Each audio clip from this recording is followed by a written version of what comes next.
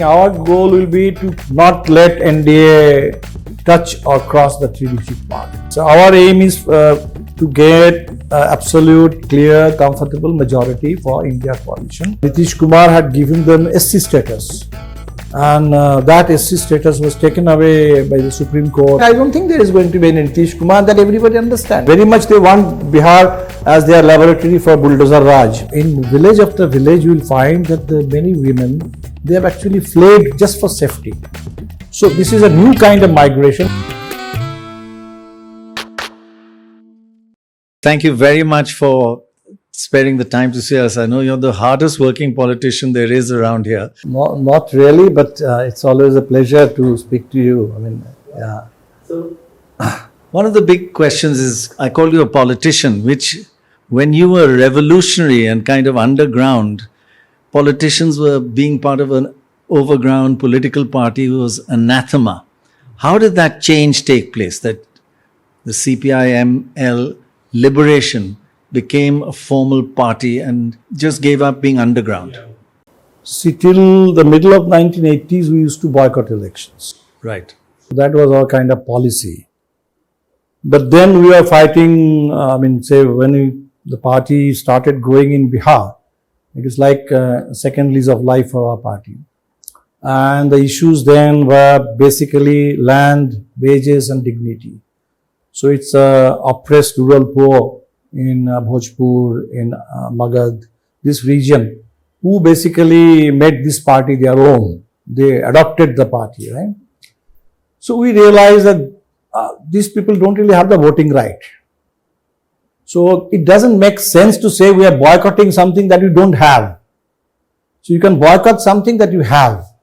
So rather than boycotting, why don't you make use of this whole electoral struggle too as another platform of struggle, another arena of struggle, where the poor can fight for their rights. So that was the beginning. And initially we had an organization called Indian People's Front.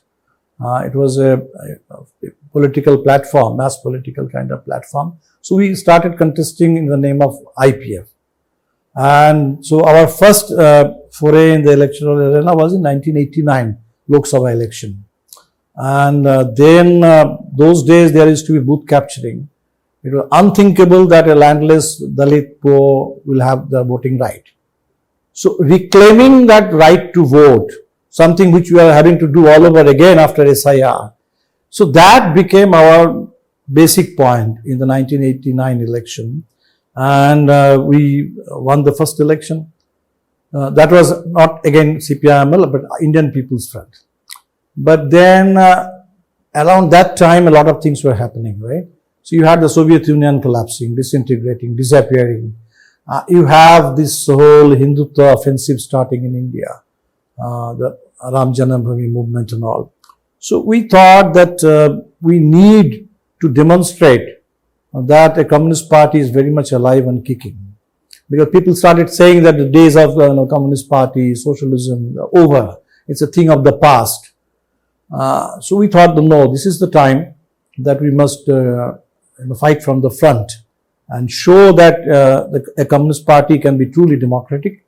That communist party can actually represent the democratic aspirations of the most oppressed people. That's what communism is all about. But it is getting a bad name. People are saying it's obsolete, it is becoming stagnant, bureaucratic and so on and so forth. So that was the challenge we took. In 1992 December, we were having our 5th party congress in Calcutta. So till that time, the party was actually underground. Some of us were working openly in Indian People's Front. Comrade Nagbhushan Patnaik, when he came out of jail after nearly 10 years, so he became the chairman of Indian People's Front. So he was our leader. Comrade Vinod Mishra was the party general secretary. They were underground.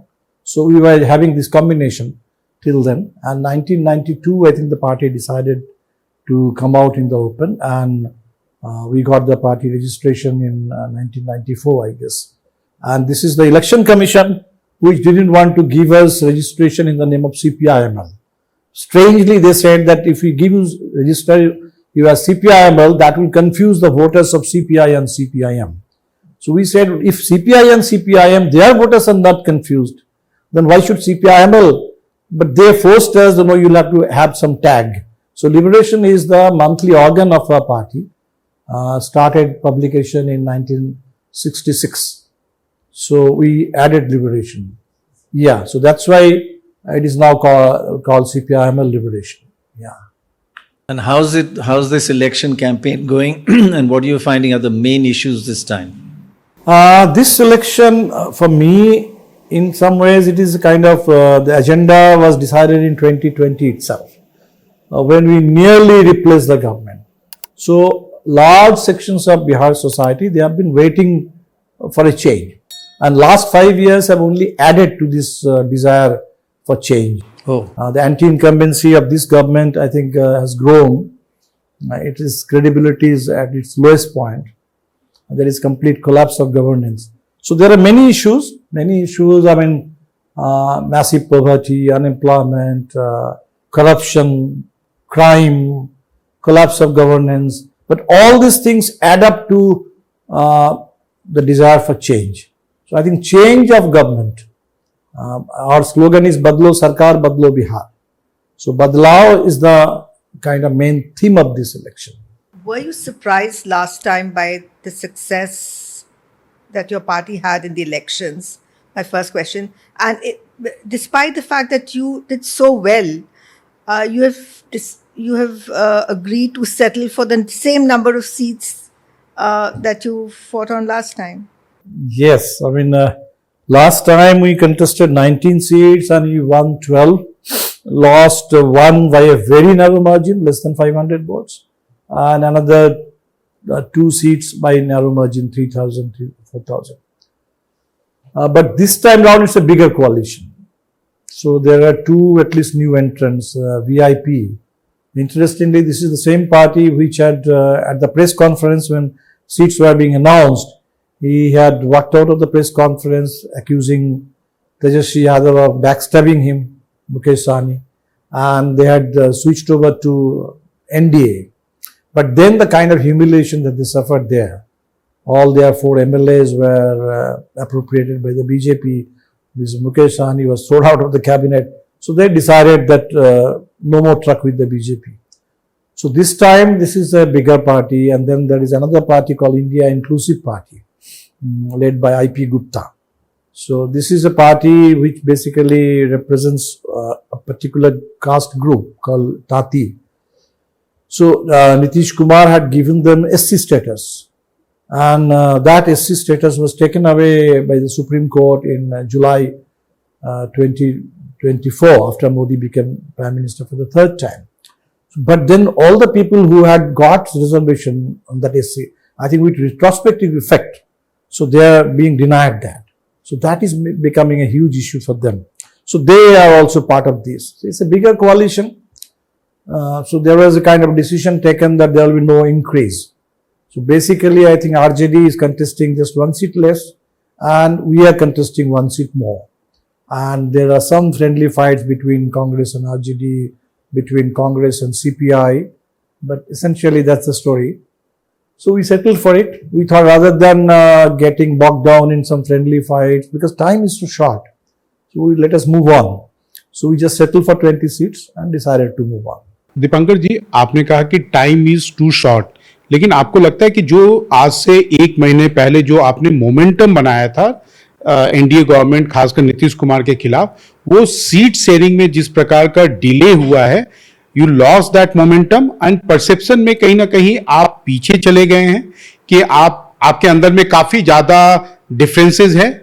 आपको लगता है कि इस election में इसका काफी adverse आपको result झेलना पड़ेगा? नहीं, मान लीजिए थोड़ा पहले अगर हो जाता तो अच्छा रहता, ये कोई बात नहीं, लेकिन मुझे ऐसा लगता नहीं है कि कोई इससे थोड़ा बहुत लॉस ऑफ मोमेंटम होता है, थोड़ा लॉस ऑफ मोमेंटम है, थोड़ी परसेप्शन में भी कुछ लोग ये कोशिश कर रहे थे कि मैंने ये जो डिले है, तो delay is quite normal in Bihar, in Indian railways, okay, something arrives a bit late, but delay is not disintegration, right? So, but the way the NDA tried to project it as some kind of disintegration, so that shows their desperation. That shows that they are desperate, they are afraid of this kind of unity. अभी उस दिन हम लोगों ने जब announce किया chief ministerial face और deputy chief minister, उससे ठीक 1 दिन पहले का आप देखेंगे वो त्रिवेदी जी की प्रेस कॉन्फ्रेंस वो कह रहे हैं कि अभी तक चीफ मिनिस्टर तो छोड़ दीजिए, एक डेप्यूटी चीफ मिनिस्टर तक की घोषणा ये लोगों ने नहीं की। तो ये मुझे लगता है कि एनडीए ज्यादा प्रेशर में है, उस हिसाब से उससे हम तुलना करें तो हमारे यहाँ ज्यादा कोहेशन है, केमिस्ट्री भी ठीक है। और नीचे अगर हम बात करें, वहां तो लोग एकदम लोग इंतजार कर रहे थे कि कब हो जाएगा। But who is responsible for the delay, Congress और आरजेडी? पूरा कुल मिलाकर के एक प्रोसेस है, parties, I mean this political may be our culture, we are not that professional yet, इसलिए किसी एक पार्टी को ब्लेम करना ठीक नहीं है। This is part of the कोalition culture. So, from your perspective, what is your aim in this election? That, like last time, you said you nearly stopped the government from forming. This time, you're saying, "Badlo Sarkar, Badlo Bihar." But how are you going to play a role in that? No, our Objective in this election. Right. So our aim is to get absolute, clear, comfortable majority for India coalition, so that we can have a real change of government. And we are going to contribute to that. So basically, last time our own strike rate, people talk about the strike rate a lot these days. So even though I said strike rate is something relevant only in T20, and election is like test match. So it is session by session. You have to talk about every session. You have to talk about every department.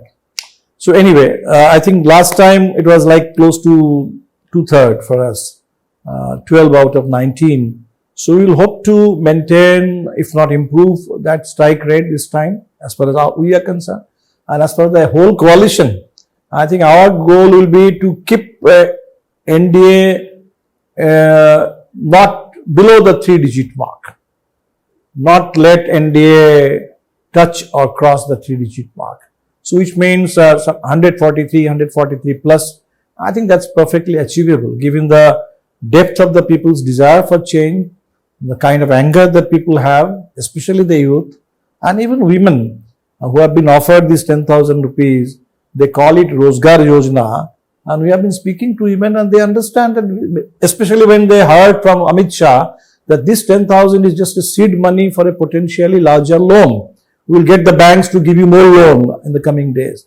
So then the slogan is 10,000 mein dam nahi, karz maafi se kam nahi. And we have renamed it. This is not Mahila Rozgar Yojana. This is Mahila Karzdar Yojana. People are already suffering, reeling under debt burden, and you are just only want to add to it. So हमें लगता है कि even women who many think that basically are so much kind of impressed by this 10,000 rupee scheme, that once again they are going to vote en masse for the Nitish Kumar government. That's not going to happen. In fact, look at it the other way around. The women were so much angry that they had to make so many announcements to address those concerns. So I think those concerns remain, that anger remains, and that will settle the story. But do you think Nitish Kumar will become chief minister again? No, I think they have made it very clear. If they get a majority, it is not going to be Nitish Kumar. Amit Shah said it in almost so many words. And who am I to say that Nitish Kumar is going to be the chief minister after election? So at least in Maharashtra, they were saying that Shinde will be the chief minister. And then after the election, Prannoy. But here, even that is not there. They have already made it clear that Nitish Kumar's time is over. He is here only to lead the campaign, lend his face, his image only for the campaign. But beyond that, I don't think there is going to be any Nitish Kumar that everybody understands. Then who? If they come to power? They come to power, I'm sure the BJP is having something, some game. So BJP is known for it. Who knows who will be the Mohan Yadav or Rekha Gupta, or who will be for Bihar. Hopefully there will be no Yogi Adityanath kind of person here. But they want Bihar as their laboratory for Bulldozer Raj. Dipankar जी, हमने देखा है पिछले कुछ सालों में जहां भी महिलाओं के खाते में कैश ट्रांसफर हुआ है, वहां पे इनकम्बेंट गवर्नमेंट पावर में रिटर्न हुई है। बिहार की हिस्ट्री में हमने आज तक इतने बड़ी संख्या में ऑलमोस्ट 1.5 करोड़ महिलाओं के खाते में, वो भी 10,000 का अमाउंट एक साथ ट्रांसफर होना, तो आपको लगता नहीं कि ये गेम चेंजर है? देखिए, ये पैसा तो मिल रहा है, जरूर उसका कुछ इम्पैक्ट हो सकता है, लेकिन महिलाओं को ये भी तो पता है कि दरअसल जो मिलना था 2 लाख तो नीतीश कुमार ने कहा था कि 94.5 लाख जो बिलो 6,000 फैमिलीज हैं उनको हम 2 लाख रुपए देंगे. That was the announcement, that was the commitment made to the poor families of Bihar. 2 lakh आपने दिया नहीं. उस पैसे के एवज में अब चुनाव से पहले 10,000 दे रहे हैं. और 10,000 जो है ये एक लोन, एसेंशियल एक लोन है. तो जहां मुझे नहीं लगता है कि इससे बहुत ज्यादा, क्योंकि इसका कंपैरिजन क्या है? कंपैरिजन ये है जो हम लोगों ने कहा कि 2,500 per month, and which is actually happening quite smoothly in Jharkhand. The BJP has also promised similar things, but that is not being implemented in Maharashtra. In Delhi, I don't think women there are getting it, but in Jharkhand, women are getting it. So 2,500, that works out to 30,000 a year, 1.5 lakh in 5 years' time. So here you have just 10,000. चुनाव खत्म, पैसा हजम, खेल खत्म, but nothing more to it, right? You will be left with only the debt burden, loan, increasing loan. And here we are talking of some small loan waiver. We are talking of 2,500 additional, and the Jivika, that core group of Jivika organizers, the community mobilizers, their jobs will be made permanent, and 30,000 will be the consolidated pay for Jivika. So I think that definitely that message has also gone out. I'm sure women will basically, they will compare the two, 10,000 or this Jivika and the actual employment assurances. We've done a study of the importance of women's vote in Bihar, and it is mind-blowing that this state, women's turnout is 6% higher than men. In 1962, it was more than 25% lower than men. Now, the turnout has improved 84% in this time, and men has actually fallen. So, women's turnout is over men is highest in this every state of this country, Bihar. So, women are crucial in this election, but many of them are missing. Even though they're 18 plus, they're not registered as voters by the Election Commission. Why is that? Why are they not being registered? Disproportionate kind of exclusion of women, disproportionate exclusion of migrant workers, disproportionate exclusion of Muslims, disproportionate exclusions of, let's say, the landless poor.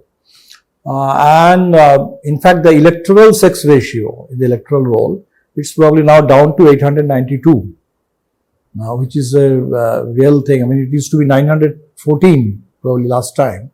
And now after SIR, it has come down to 892. We are trying to understand why it is so. Why this disproportion? Because women don't really migrate on that scale. In fact, they migrate less than men. Partly maybe because of marriage, post-marriage kind of thing. But the other thing that I suspect is this microfinance quotient. In village after village, you will find that many women, they have actually fled just for safety. So this is a new kind of migration where you are not migrating because of better job opportunities, better earnings. You are just fleeing for safety, physical safety. So it's like absconding. So many women, many families, already there are incidents of suicides, microfinance induced suicides in every district. So that could be possibly one reason why many women were not found. They didn't care to sign all those enumeration forms.